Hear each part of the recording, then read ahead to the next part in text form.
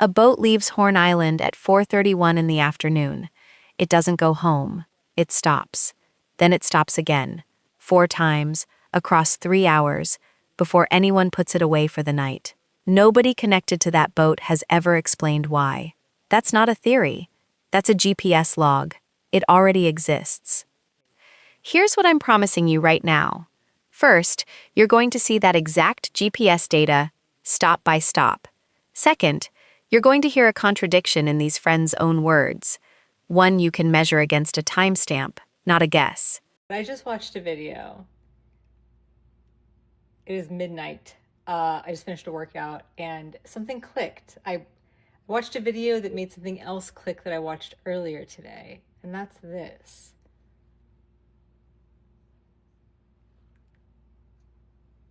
The kid calls for a tow. The woman, Vicky, calls the captain to do the tow. And she says, this kid's grandfather, this Jerry Ackerman, is a member. Before she says the guy's name, the captain says, Jerry? I just got off the phone with him. I literally just got off the phone with him. And he said that they don't need a tow, that they're fine.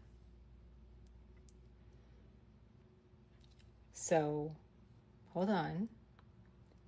The grandson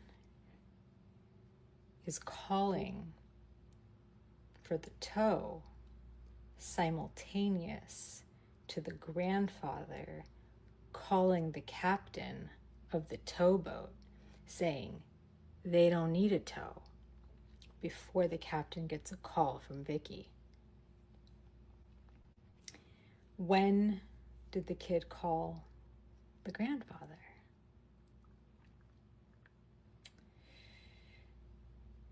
While the boat is sinking? He called grandfather for what could grandfather possibly do for you? He called the grandfather for what the fuck do we do? This kid's dead. Grandfather said, you gotta make a fucking trail. That you tried to get help. There was an accident. Something happened. The boat's going under. Okay, it's a boat. Call. So there is a recording of you trying to get help for something. And we'll figure it out later. I think that their story has evolved. But that was what the grandfather thought of then, to create a timestamp in history of what was happening, what they were doing, where they were, and that there was a completely different emergency happening, nothing to do with Nolan, okay? And the grandfather did not want to get billed for this tow, and obviously didn't want the captain to go and happen upon whatever the fuck's going on, so he preempts the emergency call to the captain and says, hey, you might get a call, but they don't need it. I walked them through it. It's fine. It was an alibi advised by the grandfather. You remember the Murdoch documentary series? You remember that, right? You remember when his son killed a girl in a boating accident, right? And how they completely jumped into action immediately without skipping a fucking beat to do a cover-up. They all get back, they all wipe all of, in unison, all wipe their social media. Why would you have to do that? Well, why the fuck would you have to do that? If you left him on the island, why are you deleting all of your social media? Another thing. I couldn't imagine that they want to get underage drinking on camera. So what they had articulated to me, that it wasn't abnormal for people not to snap and not to do a lot of pictures and things like that, because they were focused on But you being told me off of the they mainland. showed you pictures and videos. Yeah, so but they it's did not take uploaded. pictures and videos. No. It's not It's not a lot of pictures and they weren't uploaded. Shut the fuck up, Brandon, because he is spinning his wheels here, trying to convince Nancy that the boys were telling the truth. They let me see their videos on their phones. And that, of course, they wouldn't want to film themselves drinking. They all film themselves drinking. No, but they wouldn't upload it onto Snap. Here's why he just fucked up. The mother, one of the first days after this all happened, the mother said, we wanted his phone because he had snapped and we wanted to see the snaps that he had snapped. And the snaps were deleted. So she had seen his snaps. The whole point of Snapchat is that you are able to post things that maybe you don't want a record of, but at least everyone knew you were having fun. The stuff deletes. You know if someone screenshots it. So he had absolutely snapped. They wanted to go into his phone, into his account, because you can see your historic snaps, and those were gone. And today, Crump, the family via Crump, subpoenaed Snapchat and Meta. Why would they do that if they didn't abso-fucking-lutely see his snaps that those fucking kids deleted? And this fucking Brandon Tatum is helping them cover it up. Fuck you. Ew, Brandon Tatum. Anyway, those are my thoughts right now. I think it's obvious to 4 files already sit finished tonight. A GPS log. A phone forensic report. A sealed autopsy. A set of call records. None of them are missing. None of them are lost.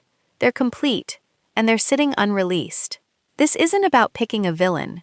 It's about you learning to read this case the way an investigator does. Record against record. Claim against timestamp. Once you see it that way, you can't unsee it. So before we touch one interview clip, before these friends explain themselves at all, you need to see what the boat already told investigators. Every stop, every unexplained hour. That record exists whether anyone talks about it or not. Let's start with the boat. Here's every stop that boat made, and why not one of them adds up? The record. Here's Promise 1, delivered.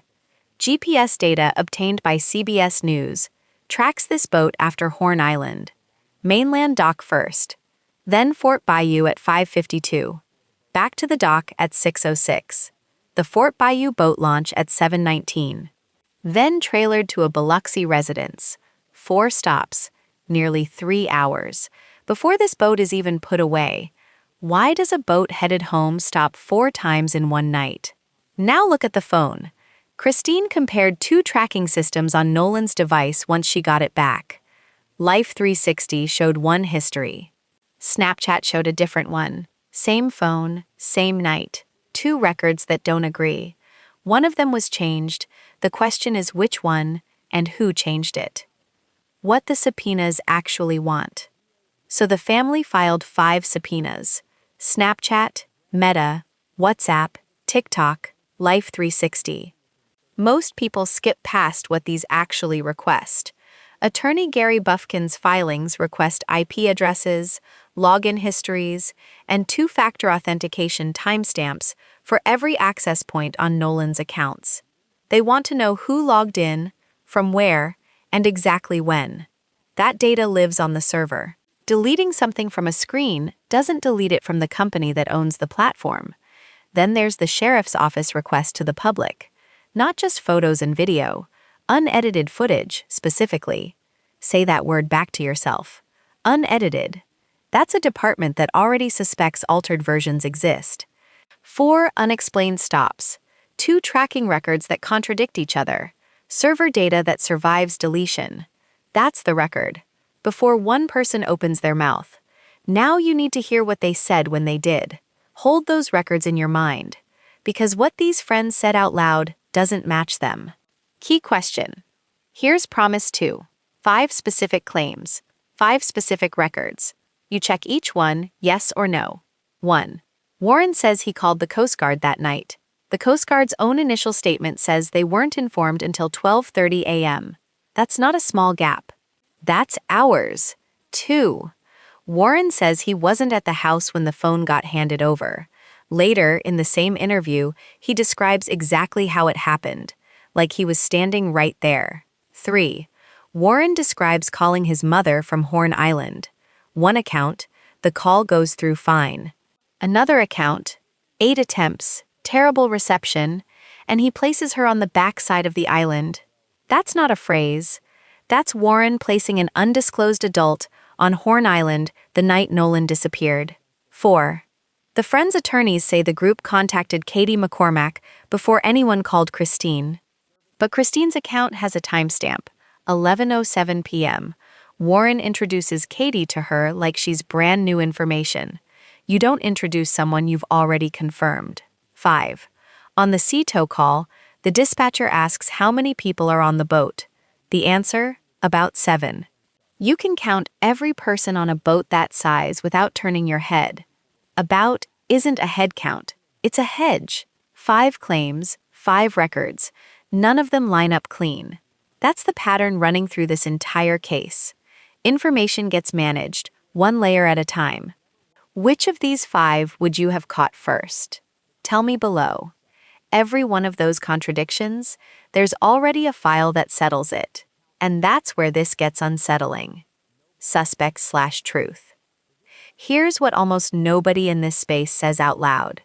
The friend's own attorneys confirmed, on the record, that their clients submitted their phones for full forensic analysis, with FBI involvement. Not a casual glance, a complete forensic phone dump. Location history, cell tower pings, deleted messages, timestamps. Every contradiction you just heard already has an answer sitting in a file. Warren's cell service claims, tower records show exactly how many calls he made and from where. The phone's movement that night, location data shows precisely when it moved and which device moved it. Now look at the autopsy. 2 have been conducted. Neither has determined how Nolan died. The independent pathologist couldn't finish his exam. The organs that would answer that question weren't made available to him. On July 29th, the district attorney's office promised, in writing, that Dr. Mitchell would examine the retained body parts before any grand jury testimony. The family followed up. They offered 3 available dates. As of August 15th, nothing has happened. A written promise from a DA's office isn't a handshake. Why do you think 3 weeks have passed with no movement? A promise on paper, sealed files, and silence. That's not a mystery. That's a choice someone is making right now. So the files exist, the promise is in writing. Here's what happens next. Unresolved close. This case doesn't need more theories. You just watched why. The evidence exists. It's sitting in a completed sealed file, waiting on someone to release it. Here's where it stands. The family's attorney told NPR a grand jury could convene within 30 days.